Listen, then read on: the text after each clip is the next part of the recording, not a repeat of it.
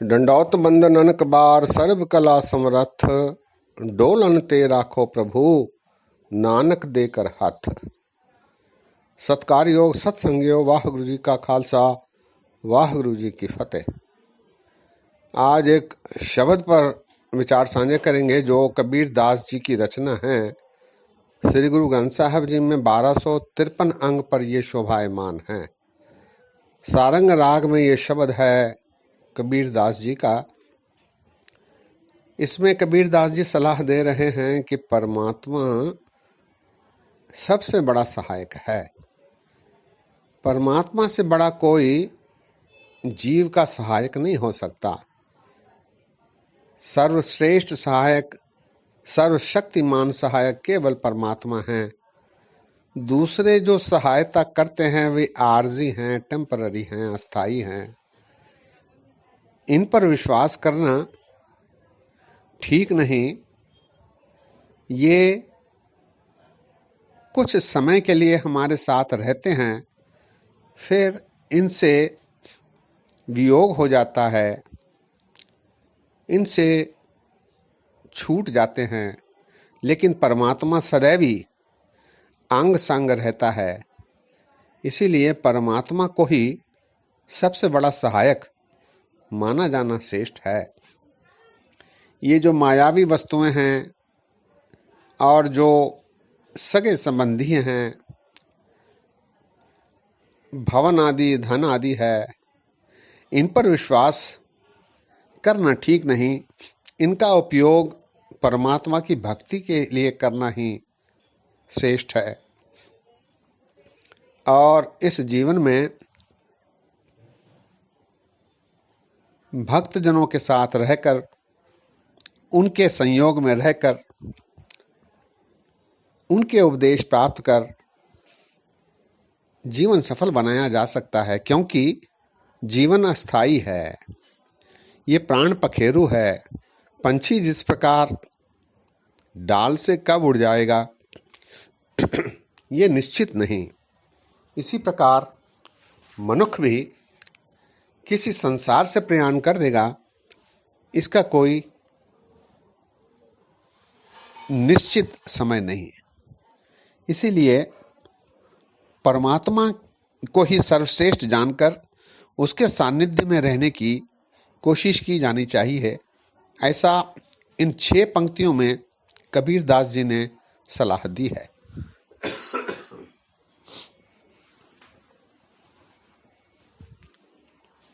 शब्द है सारंग कबीर जियो एको ओंकार सदगुर प्रसाद। हरिबिन कौन सहाई मन का, मात पिता भाई सुत बनिता, हित लागो सब फन का। आगे कहो किस तुलहा बांधो, क्या भरवासा धन का। कहाँ बिसासा इस भांडे का, इतनक लागे ठन का। सगल धर्म पुण्य फल पावो, धूर बाँछो सब जन का।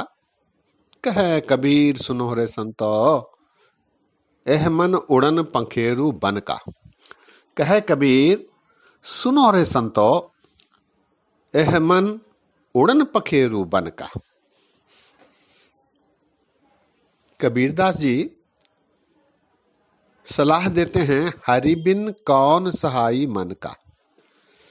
मन अर्थात जीव, मनुष्य, प्राणी। इस प्राणी का सिवाय परमात्मा के और कोई सहायक पक्का नहीं। क्योंकि परमात्मा सदैव ही सहायता करता है। देदा दे लैंदे थक पाए, जुगा जुगंतर खाई खाए। वो देता ही रहता है, सहायता देता रहता है, रक्षा करता रहता है। हरिबिन कौन सहाई मन का। गुरु गोविंद सिंह जी कहते हैं, दीनन की प्रतिपाल करे नित संत, उबार गनी मन गारे। पक्ष पशु नग नाग नराधप, सर्व समय सबको प्रतिपार है। पोखत हैं जल में थल में, पल में कल के नहीं कर्म विचारे। दीन दयाल दया निध दोखन देखत हैं पर देत न हारे। ऐसा महान सहायक परमात्मा ईश्वर है और फिर वो सभी को देता है। गुरु गोविंद सिंह जी कहते हैं, काम न क्रोध न लोभ न मोह न रोग न सोग न भोग न भय हैं। देह विहीन स्नेह सब हो तन, नेह विरक्त अगेह अच्छे हैं। जान को देत अजान को देत, जमीन को देत जमान को दे हैं।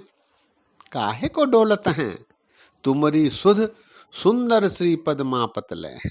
हमें डोलना नहीं चाहिए। हरि बिन कौन सहाई मन का। वो तो जान को भी देता है, अजान को भी देता है, जमीन में भी देता है, पानी में भी देता है। वो हमेशा देता रहता है। हरि बिन कौन सहाई मन का। यहां तक कि परमात्मा जीव की रक्षा पेट में भी करता है। रोगन ते अर सोगन ते जल जोगन ते बहु भांत बचावे। शत्रु अनेक चलावत घाव तौतन एकन लागन पावे। राखत हैं अपनों कर देकर, पाप समूह न भेंट न पावे। और की बात कहाँ कहूं तो सो पेट ही के पट बीच बचावे। गर्भाशय में भी वो परमात्मा हमारी रक्षा करता है। पेट ही के पट बीच बचावे। माता के उदर में प्रतिपाल करे, सो क्यों मनों विसारिये। मनों क्यों विसारिये ए वरदाता, जे अगन में आहार पहुंचावे। उसनो कि पोह न सकी आपनी लिव आपे लावे। आपनी लिव आपे लाए, सो क्यों मनों विसारिये। कहे नानक ए वरदाता, सो क्यों मनों विसारिये। ऐसे सहायता करने वाले परमात्मा को हमें विसरना नहीं चाहिए। हरि बिन कौन सहाई मन का। मात पिता भाई सुत बनता, हित लागो सब फन का। मनुष्य जीवन में अपने सगे संबंधियों पर ध्यान केंद्रित किए रहता है, जो कि अनुचित है। उनकी संभाल मनुष्य का कर्तव्य है, लेकिन इसी में रुझ कर परमात्मा को भूल जाना व्यर्थ है। ऐसा करना अनुचित है। मात पिता भाई सुत बनता, हित लागो सब फन का। ये सारे क्षण भर के सहायक हैं, साथी हैं, रहने वाले हैं। इन पर अपना ज्यादा समय व्यतीत करना और परमेश्वर को भूल जाना अनुचित है। मात पिता भाई सुत अर्थात बच्चे, बनिता पत्नी, हित लागो सब फन का। ये सारे क्षण भर के हैं। हरि बिन कौन सहाई मन का। मात पिता भाई सुत बनता, हित लागो सब फन का। गुरु अर्जन देव जी कहते हैं, कतंच माता कतंच पिता कतंच बनता विनोद सुत है। कतंच भ्रात मीत हित बंधो, कतंच मोह कुटुंबिते। कतंच चपल मोह निरूपं, पेखंते त्यागं करोति। रहंत संग भगवान सिमरन, नानक लब्ध्ययं अच्युत तन है। भगवान का सिमरन ही हमारे संग रहने वाला है। ये परिवार दोस्त सगे संबंधी धन संपदा आदि हमें यहीं छोड़कर जाना है। मात पिता भाई सुत बनता, हित लागो सब फन का। तीसरी पंक्ति में कबीरदास जी सलाह देते हैं, आगे कौ किछ तुलहा बांधो, क्या भरवासा धन का। मनुष्य जीवन में धन संचित करने में ही अपना अधिकांश समय बर्बाद कर देता है। फिक्स डिपॉजिट कराता है, सेविंग बैंक रखता है, मकान खरीदता है, सोना अर्जित करता है, खेत खरीदता है और समझता है कि ये सदैव ही मेरे साथ रहेंगे, जो कि बिल्कुल गलत है। इनका सदुपयोग परमात्मा की भक्ति के लिए किया जाना चाहिए। गुरु गोविंद सिंह जी कहते हैं, तो तन त्यागत ही सुन रेजड़ पेत बखान त्रिया भज जय हैं। पुत्र कलत्र सुमित्र सखा एह बेग निकारो आयस दे हैं। भवन भंडार धरा गढ़ जेतक छाड़त प्राण बिगान कहे हैं। चेत चेत अचेत वहां पशु अंत की बार अकेलो ही जय है। अंत में तो अकेला ही जाएगा और तेरे साथ संग्रह किया हुआ नाम सिमरन ही जाएगा, तेरे अच्छे कर्म ही जाएंगे। उथे सच्चे ही सच निबड़े चुन वख कड़े जज मालिया। थाओ न पाए न कूड़ियार मुंह काले दो जग चालिया। तेरे नाए रते से जिण गए हार गए से ठगण वालिया। लिखना वह धर्म बहा लिया। आगे को किछ तुलहा बांधो क्या भरवासा धन का। कहां बिसासा इस भांडे का इतनक लागे ठन का। भांडा अर्थात शरीर। इस शरीर के लिए तू अनेक काम करता है, इसे बचाने के अनेक काम करता है। मनुष्य केवल एक चीज से डरता है, वो है मौत। वो कब आएगी किसी को पता नहीं। हम आदमी हां एक दमी सा आवे के ना आवे राम। गुरु नानक देव जी कहते हैं कि हम एक दम के प्राणी हैं। सांस ली और उसके बाद यदि सांस आई तो जीवन है, वरना मृत्यु है। हम आदमी हां एक दमी सा आवे के ना आवे राम। कहां बिसासा इस भांडे का इतनक लागे ठन का। एक धक्के में, एक ठोकर से ये प्राण पखेरु जान चली जाती है, पता ही नहीं लगता। कहां बिसासा इस भांडे का इतनक लागे ठन का। आगे उपदेश देते हुए कबीरदास जी कहते हैं, सगल धर्म पुण्य फल पावो धूर बांछो सब जन का। सारे धर्मों के फल, पुण्यों के फल प्राप्त हो सकते हैं यदि तू भक्तजनों की धूल अपने माथे लगा, अर्थात नीवा होकर अच्छे लोगों के संग रहकर उनसे अच्छी सीख ले।